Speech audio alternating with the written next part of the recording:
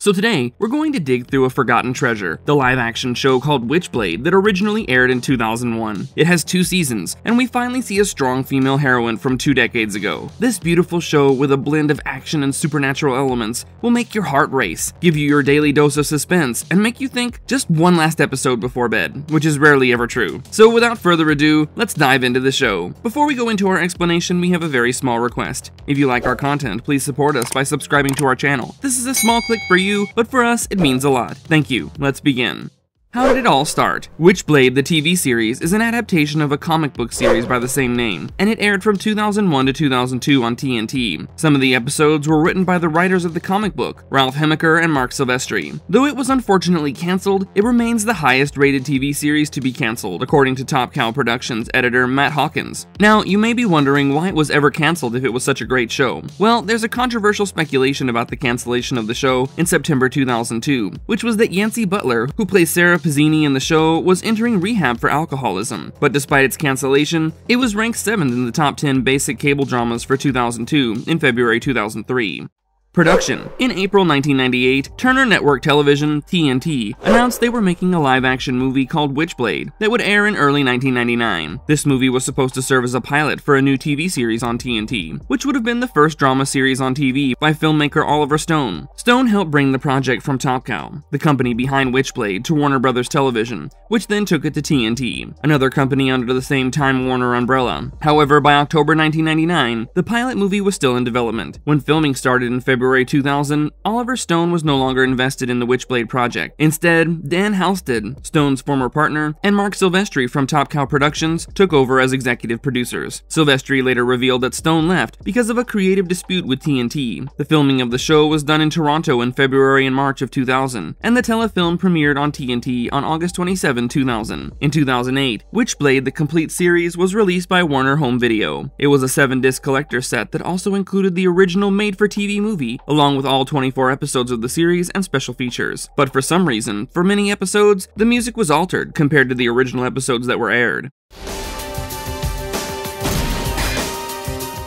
Characters. Sarah Pizzini. She's a New York homicide detective. She's strong-willed, stubborn, and courageous. She's a very independent and strong character in the show. She's also the wielder of the mystical artifact called the Witchblade. Kenneth Irons, a billionaire, entrepreneur, and art collector who discovered the Witchblade in Greece. He once drank from the Holy Grail, which granted him healing abilities and immortality. So though his actual age is unknown, he's expected to be over 800 years old. However, due to his interactions with the Witchblade, he doesn't age at a normal pace and doesn't look older than 35.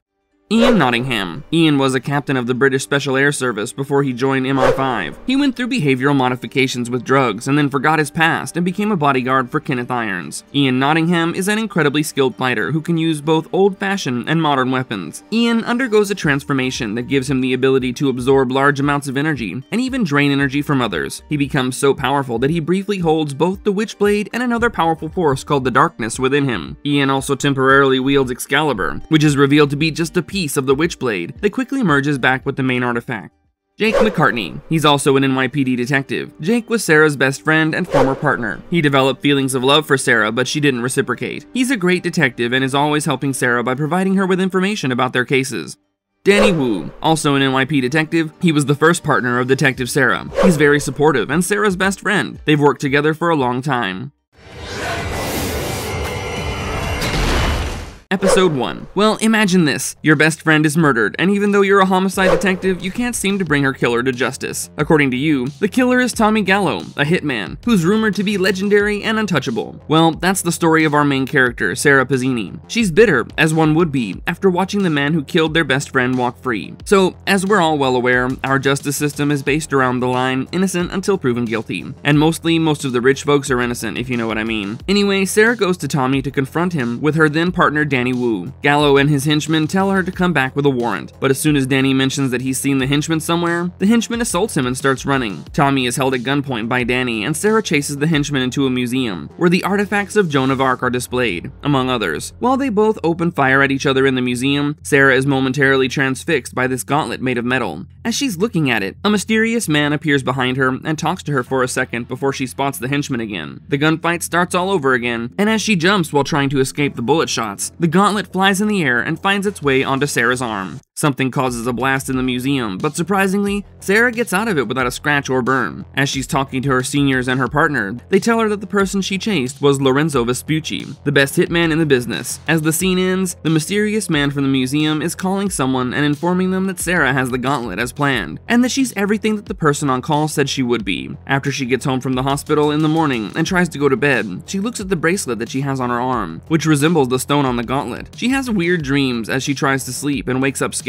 Then we see Gallo talking to someone to fix a situation. When asked who the situation is, he says Sarah. As Sarah goes to work, she sees the armor from the museum on the street for a second before it disappears. As Sarah walks through the door to work, we see the reflection of the mysterious man in the glass door. Her senior calls her into his office and tells her that a few people are not happy about Vespucci's death and that she should be careful and watch out. As she's talking to Danny, he points out that her friend Maria was a party girl, a high-end hooker who was addicted to drugs and alcohol and constantly put herself in dangerous situations, which angers Sarah, who asks if he meant that her friend deserved to be killed. As he reassures her that he didn't mean that, she tells him that she's just mad at herself because Maria had called her 6 days prior and they hadn't even seen each other for a year, and before she could call her back, Maria was killed. As she's staring at the board for clues, she has a flashback of the crime scene and of Maria. She then asks Danny to go to the crime scene with her. Then we see the mysterious man from the museum knock out all of Gallo's henchmen as he walks toward Gallo, who's eating. As the man sits down, Gallo says that his skills are good and asks him who his employer is. He tells Gallo that his client owns the old Rialto, and he's aware of the repeated inquiries that Gallo has made and is willing to sell it. He tells Gallo to be there at 11 a.m. sharp the next day. As Sarah and Danny reach the hotel where Maria was killed, Sarah has a flashback of Maria walking into that hotel and being there with what looked like an older man. Danny asks her if she found anything, and she says she doesn't know, seeming confused. She then takes the bracelet off and puts it in her pocket. She's then seen playing pool with her colleague Jake, who tells her that Tommy Gallo is thinking about opening a club at the old Rialto, and that he'd be there to check it out in person the next day. She asks him who told her, and he says it was a guy named Drexler. He says that Gallo has done time, which means he cannot get a liquor license, so he'll have to use a front, and that would be the smaller crime that he commits there. He then says that if Sarah wants to bring Gallo down, Rialto Theater could be the place to start. The next day, Sarah and Danny are waiting in the car near the old Rialto. As they're sitting in the car talking about Jake, Sarah sees the same armored figure again. As she's trying to figure out if what she's seeing is real, Gallo arrives at the Rialto Theater. They enter the theater through the back door, and we see Jake watching them and calling someone. She puts on her bracelet as they walk inside. As Gallo shoots one of the people who are there as they're discussing the reconstruction of the place, the others look scared. Sarah and Danny are hidden while this happens. Sarah then climbs down to a different part of the theater, and we see that Danny has been captured by Gallo's henchmen. She then sees the mysterious man from the museum and asks him what he wants since he's been following her since that incident at the museum. That's when Gallo says, "Pizzini, come out here or Danny will be sorry." Sarah asks the man to help her, but he points at her bracelet and says, "Use the Witchblade." She's confused and turns around for a second, but when she turns toward where the man is standing, she sees he has disappeared. She goes out towards Gallo and shoots Danny. Jake tries to help, but is stopped by the mysterious man. As Danny is dying, he asks to tell his wife that he's sorry. She then asks Gallo to get it over with and kill her too, but the Witchblade turns into the gauntlet again, deflecting the bullet. She then has a gunfight with Gallo and his henchmen, but Gallo escapes. She kills all the henchmen and realizes that Gallo is gone. We then see everyone at Danny's funeral. Joe, her senior, asks her to take time off and then leaves. As she stands in the snow, saying that she will avenge Danny's death, Danny appears and says, "That's what got you in this mess in the first place." Now honestly, just like Sarah, I thought that Danny is a hallucination, but then Danny asks her if she remembers what happened at the theater, how a solo cop not only managed to get out alive, but also kill the henchmen of Gallo. When Sarah says she doesn't know, she sort of blacked out. He says that there's a lot more going on than she's aware of. He then tells her that she's from a warrior bloodline, and the inheritor of something powerful and unique. She then tells Danny that she knows he's a hallucination, and that she's having a meltdown because everybody she cares about is dying. First her father, then Maria, and now Danny. He then tells her that this is really happening, and that it's happening because of karma, referring to what the mysterious man had said to her. He then tells her that she's wearing the Witchblade, which is why he can talk to her, and asks her to keep it on. He also tells her to ask someone named Joe Siri for more information. As Sarah is seen pacing in her apartment near the windows, we see someone with a rifle trying to shoot her. Then the mysterious man appears and ambushes the man, aiming the rifle at her, throws him on one side and takes over the rifle, watching her. We then see Gallo speaking on the phone with someone, asking how they know the job wasn't done. They tell him that the person who was supposed to kill Sarah was found with his head blown off. Gallo then says there's nothing short of a miracle that can save her. At work, Sarah finds a note for her from Danny's wife, asking Sarah to see her. Joe then tells her that Gallo's attorney states that Sarah and Danny attacked Gallo, who killed Danny in self-defense. He also tells her that Gallo's attorney claims that Gallo is so scared that he's gone into hiding, and believes that the moment he gets into the custody of the police, thinks he'll be killed. She says that that's crap and asks Joe if he believes it. Joe denies it, but he asks her what it is that she's not telling him, because 3 of Gallo's men were killed by a sword made of undetected metal. When she says she can't tell him more, he asks for her gun and her badge. She then remembers Danny asking her to ask Joe what it is that he knows about her. After repeatedly asking, Joe reveals that Sarah was adopted since her mother couldn't give birth to her own child. Her mother was so hurt before she got Sarah that she started believing that she gave birth to Sarah herself. After her mom passed away, her dad started believing the same thing. Then her dad was murdered, and Joe couldn't have told her after that. The guilt of not knowing who killed Sarah's dad still eats at him. She then asks him for a week off, to which he reluctantly agrees, but only on one condition: Jake would be her new partner. She agrees. She's then seen boxing and working out while the mysterious man from the museum watches. The mysterious man has a flashback in which a man addresses a kid as Nottingham and tells him that it is written that no man has ever successfully won the Witchblade. Only chosen women can wear it. The man had tried to forcefully wear it, but it seared his hand and left a burn mark, forcing him to rip it out of his wrist along with his flesh. But that brief exposure bound the man to the gauntlet forever, so he can see some of what the Witchblade sees, and that is his blessing and his curse. He explains that he understands how the gauntlet thinks and what it wants. When the kid asks what does it want, he responds with, "To know what it wants, one must directly experience the Witchblade." As Sarah is leaving the gym, she sees the same armored soldier again. She runs away and goes over to Jake's house and asks where the bedroom is. As he shows her, she gets in the bed and instantly falls asleep, which is a trait of people that I envy.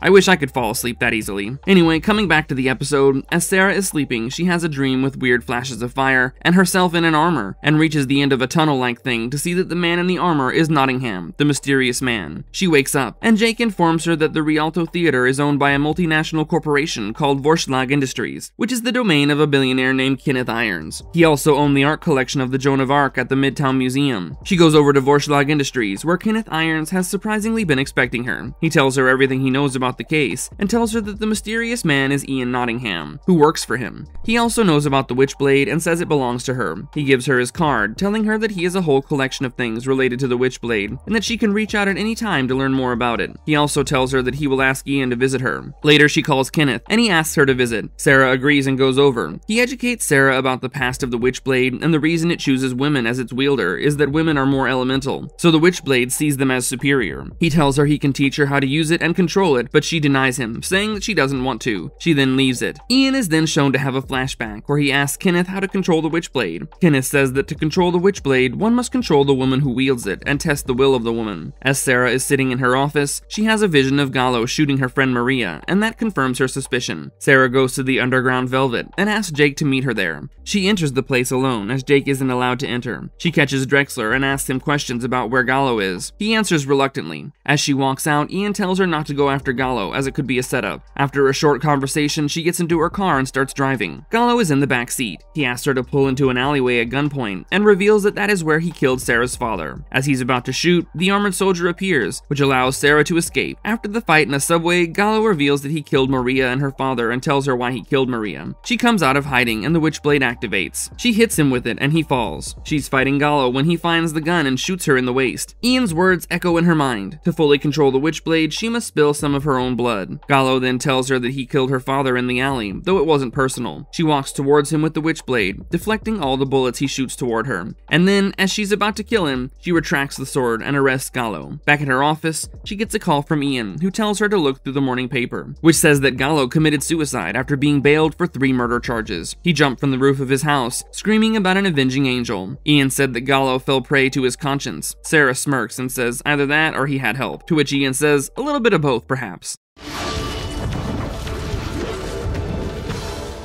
Episode 2. In the second episode, the story picks up with Sarah struggling to understand and control the Witchblade. The episode dives deeper into the Witchblade's history, its powers, and the people who seek to control it. The episode starts with Sarah experiencing intense visions caused by the Witchblade, just like in the last episode. These visions are not just random flashes, but are connected to her ongoing investigation into the death of her partner Danny Wu. As the visions become more frequent and vivid, Sarah begins to realize that the Witchblade is not just a weapon, but also a medium for knowledge, enabling her to glimpse into the past, present, present and future. She is initially questioned very strictly by her new boss about the incidents that took place at the Rialto. Captain Joe is retiring, and the new boss, Mr. Dante, has asked her to submit her badge, since she cannot give details about what happened at the Rialto. Jake and Sarah are driving when they're informed about a firing. As they reach there, Sarah chases a biker on another bike, while Jake gets a flesh wound from a bullet. The biker ends up getting away. Joe comes to Sarah to say goodbye, and leaves a box that has information related to her birth parents with her. Sarah then talks to Danny again, and gets a call from Jack, saying that she's been reinstated. Jake tells her that the two men they had chased were a part of a group called the Black Dragons, which is part of an experimental warfare program that induces obedience through drugs. He informs her that only 2 of its members are alive now, one of which is Ian. Sarah is then saved by a mysterious man who calls her to tell her to start running because the members of one of the guys she killed the other day are chasing. Irons is revealed to be deeply obsessed with the Witchblade, and he believes that Sarah is the chosen wielder who can unlock its full potential. Irons' manipulative nature becomes more evident as he orchestrates events from the shadows to draw Sarah deeper into the Witchblade's influence. He sees Sarah not just as a tool to control, but as a key to achieving his own ambitions with it. He was deeply involved in the warfare business and supplied the drugs used in the program. Moby, the guy who saves Sarah and also one of the 2 members who are alive of the Black Dragons, then captures Ian and uses him to get to Irons and ties him up. Sarah reaches him, but before he can kill Irons, she kills Moby. As he dies, he says, "Beware, you got the wrong dragon." Irons again offers to take her under his wing, but she refuses. Now, let's talk a bit about how the story progresses. In Season 2, Sarah uses the time reversal powers of the Witchblade to go back to the Rialto,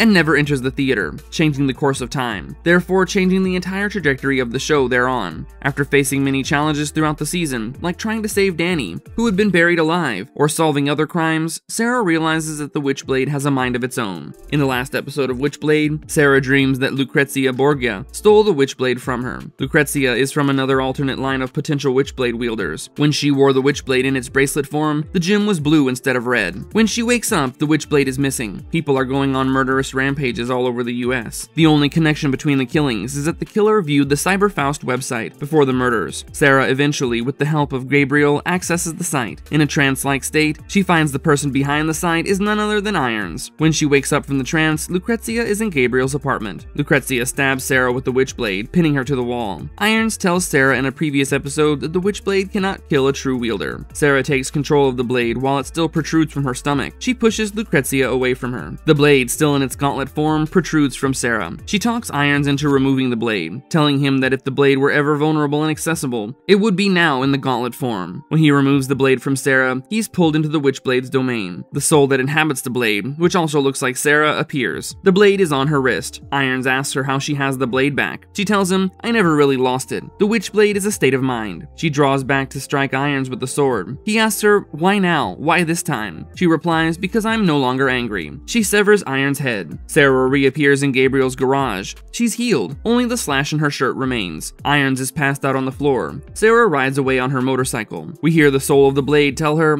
"I am the soul who inhabits the stone in your wrist." Sarah speeds up on the motorcycle. The camera pans in on the headlight of the motorcycle until the screen fades to white.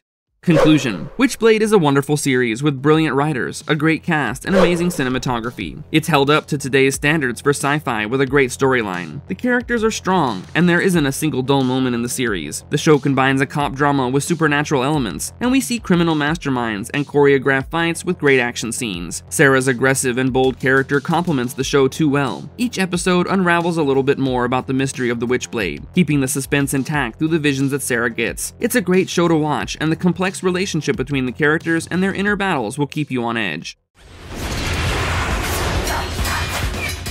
Marvelous verdict. So we covered the entirety of the show Witchblade today, and it leaves me wondering about how one must feel if they suddenly had superpowers and a greater purpose. And what would I do if I were in this situation where I can't talk about something like this? But that's all for this video. Let us know who your favorite character was in the comments, and what you think the third season could have brought with it. Until next time, if you liked our content, don't forget to leave a like and subscribe to us if you haven't already. Have a good one and be safe. Thanks everyone.